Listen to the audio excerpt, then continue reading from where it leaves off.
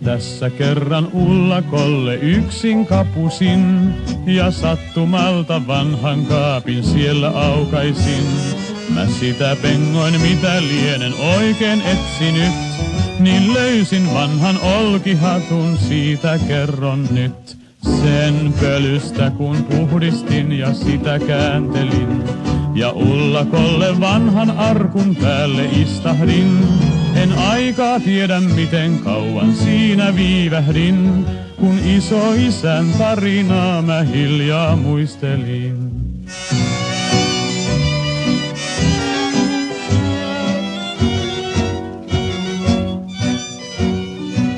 Ol kerran pieni hattukauppa sivukadulla, niin pientä kauppaa nykyään et löydä todella.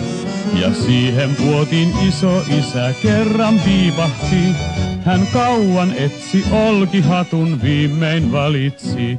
Vaan valinta se tuskin siinä aikaa vienyt ois, kas syy on toinen hennonnut, ei millään mennä pois.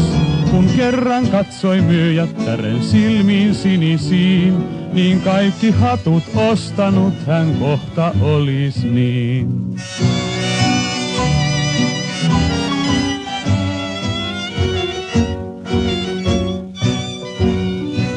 Niin kului aikaa sinisilmäin vuoksi tosiaan, nyt romanssi niin kaunis kohta puhkes kukkimaan.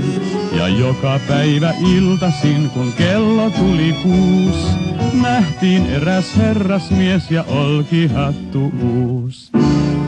Odottavan sulkemista pienen myymälän ja 2 nuoren kulkevan luo puiston hämärän. Ei kauniimmin tää satu pieni päättyä nyt voi, kun kerran syksyn lehtien hääkellot heille soi.